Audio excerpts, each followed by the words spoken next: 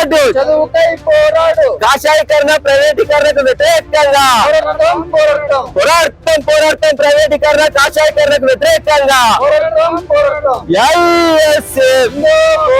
వినతి పత్రం ముఖ్య ఉద్దేశం ఏమిటంటే ఆదోని పట్టణంలో ఉన్నటువంటి ప్రైవేట్ కార్పొరేట్ విద్యా సంస్థలు శుక్రవారం రోజున భారీ వర్షాలు కురవడం వల్ల డిఓ గారు ఆదేశాల మేరకు సెలవు ఇవ్వడం జరిగింది.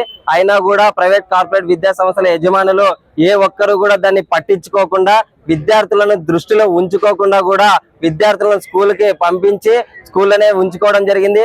మరి ఏదైనా విద్యార్థులకు జరిగితే దానికి ఎవరు రెస్పాన్సిబిలిటీ ఉంటారని చెప్తే ఆ రోజు ఏఎస్ఎఫ్ విద్యార్థి సంఘంగా ప్రశ్నించడానికి వెళ్ళినటువంటి విద్యా సంస్థల యజమానులు పొద్దునే వచ్చారు పిల్లలు అని చెప్తే, పొద్దునే వస్తే మళ్ళీ పంపించదా అని చెప్తే కూడా అక్కడ ఉన్నటువంటి విద్యా సంస్థలు ఏ ఒక్కరు కూడా పంపించలే.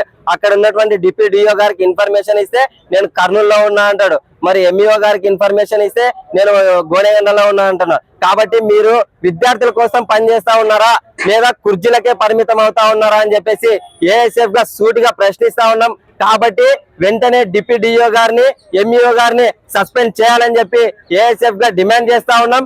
లేని పక్షంలో పెద్ద ఎత్తున ఆందోళన కార్యక్రమాలు శ్రీకారం చుట్టడానికి కూడా సిద్ధంగా ఉన్నాం. మరి అదే విధంగా ఫీజుల విషయానికి వస్తే వేలకు వేలు ఫీజులు వసూలు చేస్తూ కూడా విద్యార్థులకు సౌకర్యం కల్పించలేనటువంటి విద్యా సంస్థలు ఆదోని పట్టణంలో ఉన్నాయి. మరి మీరు ఏం చేస్తా ఉన్నారు విద్యాశాఖ అధికారులు?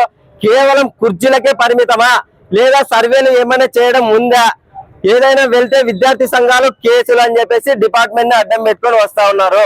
కాబట్టి సూటిగా ఒకటే ప్రశ్నిస్తా ఉన్నాం, వెంటనే విద్యా సంస్థలకు వెళ్లి సర్వే చేసి అక్కడ పేద విద్యార్థులకు న్యాయం చేయాలని చెప్పి ఏఎస్ఎఫ్ గా డిమాండ్ చేస్తా ఉన్నాను. నా పేరు దస్తగిరి, ఏఐఎస్ఎఫ్ జిల్లా సహాయ కార్యదర్శి.